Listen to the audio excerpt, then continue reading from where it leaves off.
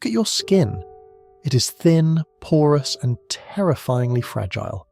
If you were to walk out into the wild tonight without your processed fabrics, without your climate-controlled boxes, and without the sharpened tools of your ancestors, you would not be a predator. You would be a mistake. We have been told for millennia that Earth is our cradle. We call her Mother. We speak of nature as if we are its crowning achievement, the fine-tuned result of 4 billion years of planetary perfection. But look closer at the physics of your existence. Every other apex predator on this planet is born with its weapons integrated into its biology. The tiger has its claws. The shark has its ampullae of Lorenzini to sense the electrical pulses of a heartbeat.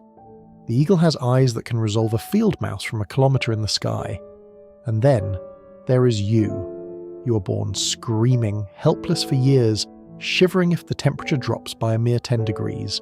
Alas, sisters, you are the only creature on Earth that must fundamentally alter the environment just to survive it. We don't live with the grain of the biosphere, we live in spite of it. We are the only species that feels existential dread while sitting in a field of flowers.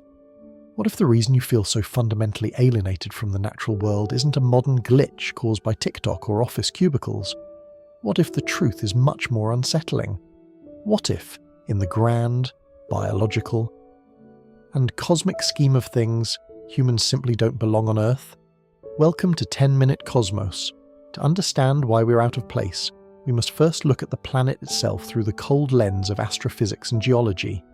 Earth is a chaotic, violent and indifferent rock hurtling through a radioactive vacuum. For 99% of its history, Earth was an environment that would have killed a human being in seconds. Consider the Goldilocks zone. We think of it as a cozy neighbourhood. In reality, it is a razor-thin margin of safety in a solar system defined by extremes. Even within this zone, Earth's climate is a pendulum of catastrophe. We are currently living in a brief, anomalous warm spell called the Holocene.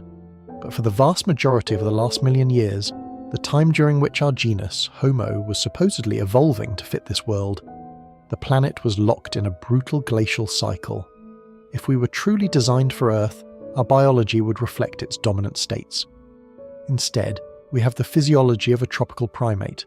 We lack the blubber of the seal, the fur of the wolf, or the metabolic hibernation of the bear. We are biologically tethered to a tiny, equatorial sliver of the globe. To inhabit the rest of the planet, we must build artificial exoskeletons, clothes, houses, furnaces. Then there is the matter of gravity. Our skeletal structure is a mess of evolutionary compromises. By standing upright on a planet with a 9.81 meters per second squared gravitational pull, we have doomed ourselves to back pain, herniated discs and knee failures. Our circulatory systems struggle to pump blood upward against the constant drag of the Earth's core. If you compare a human's spinal longevity to that of a quadruped, it becomes clear we are an upright experiment failing a gravity test. But the physical mismatch goes deeper than bones and skin. It's in our very chemistry. Most life on Earth is perfectly synchronized with the circadian rhythm, the 24-hour rotation of our planet. Yet, sleep studies conducted in environments without natural light show that the human internal clock often drifts toward a 25-hour cycle. We are literally out of sync with the rotation of the rock we live on. And then there is the sun. The very star that gives us life is also our primary carcinogen. Every other outdoor animal has evolved protection against ultraviolet radiation, scales, feathers, thick fur, or dark, toughened hides. Humans? We developed fair skin to synthesize vitamin D in low-light regions, a mutation that simultaneously made us vulnerable to the sun's DNA shredding rays. We are the only animal that can get a sunburn so severe it causes systemic infection. We are a naked ape on a planet where nakedness is a death sentence. Let's use an analogy. Imagine the history of Earth as a 24-hour clock. Life appears early, around 4 a.m., for hours. Microbes and simple organisms dominate. Dinosaurs arrive around 10:45 p.m. and stay for nearly an hour. Humans? We show up at 11:58 p.m. and 43 seconds. We are a last-minute addition to a party that was already in full swing, and we didn't bring any of the right gear. Biologically, we are maladapted. We are too smart for our own survival, and too weak for our own environment. While the shark is a perfect hydrodynamic machine that hasn't needed to change in 400 million years, we are a frantic, shivering catastrophe of evolution that survived only by cheating. We didn't evolve to fit the environment. We evolved a brain capable of hallucinating a new environment. This is where the scientific mismatch meets the psychological abyss. If our bodies are poorly suited for Earth, our minds are even more alien. This is the climax of the human paradox. Neuroscience tells us that the human brain is the most complex structure in the known universe. It contains roughly 86 billion neurons, creating a web of connectivity that allows for abstract thought, language, and the ability to simulate the future. But there is a cost to this complexity. This brain, this supercomputer, was forged in the fires of survival on the African savanna. It was designed to track shadows in the grass and remember where the water was. However, we have reached a point where our consciousness has outpaced our biology. We are the only creatures on this planet who are aware of our own mortality. A gazelle feels fear when the lion chases it, but the gazelle does not spend its Sunday afternoons contemplating the inevitable heat death of the universe or the fact that it will one day cease to exist. We live in a state of evolutionary mismatch. Our brains are still wired for the Pleistocene, yet we live in the space age. This creates a permanent state of existential noise. Carl Jung spoke of the collective unconscious, a reservoir of ancient archetypes. But perhaps what he was really sensing was our biological homesickness. We feel a void because we are the only species that can imagine a world better than the one we have. Think about it. Why does every human culture have a myth about a lost paradise? Why is there a universal feeling that we have been cast out of a garden, or that we are strangers in a strange land? From a neurological perspective, this is because human consciousness is not designed to live in the present. To be human is to live in the elsewhere. We are constantly mourning the past or fearing the future. We are the only animals that can be physically safe, well-fed, and warm, yet still feel a crushing sense of emptiness. We are suffering from cosmic alienation. We look at the stars and feel a pull that no other animal feels. A cow looks at the night sky and sees nothing but darkness. We look at the night sky and see a home we've never been to. This is the dark forest of the human psyche.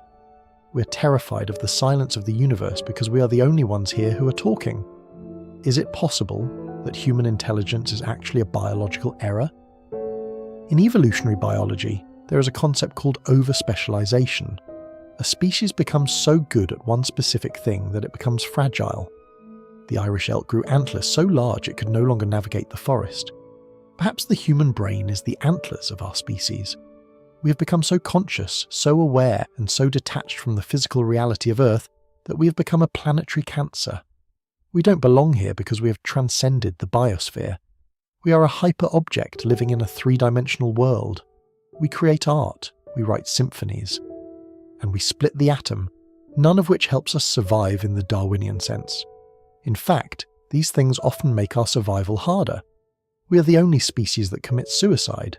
We are the only species that destroys its own habitat for abstract concepts like profit or glory. This leads us to a terrifying philosophical conclusion. We are spaceborne spirits trapped in earthbound meat. We are a cosmic fluke. Yet we are what happens when the universe accidentally wakes up and realizes it is trapped on a cold, wet rock. Our instincts are constantly screaming at us that we are in danger, because for a naked ape on a wild planet we are in danger. That anxiety you feel when you wake up at 3 a.m. That isn't just modern stress. That is the ghost of your ancestors reminding you that you have no claws, no fur, and no place in the natural order. You are an interloper. Whole land. You are a biological anomaly that forced its way to the top of the food chain using nothing but ghosts and ideas. If Earth is not our home but merely our station, what is our purpose? Are we the vanguard of life, destined to carry the spark of consciousness to worlds that actually fit our 25-hour internal clocks and our fragile upright spines? Or are we a failed experiment, a species that grew too big for its cradle and is now suffocating in the very nest it never truly fit? Perhaps the reason we are so obsessed with finding life on other planets is that we are looking for someone to tell us how to be at home. We are the lonely children of the cosmos looking for a parent we never had. But consider this. If we don't belong here, then we don't belong anywhere. And if we don't belong anywhere, we are the only truly free thing in the universe. We are not bound by the laws of nature because we have already broken them. We are the cosmic nomads. What do you think? Do you feel that tug toward the stars, that strange sense that our concrete cities and forest trails are both equally alien to who we really are? Or do you believe that our struggle to fit in is what makes us truly human? Leave a comment below. I want to know if you feel like a stranger on your own planet. If this perspective shifted your world today, consider subscribing to our journey. There is so much more to explore in this terrifying and beautiful vacuum we call home. I am 10 Minute Cosmos. Follow for more.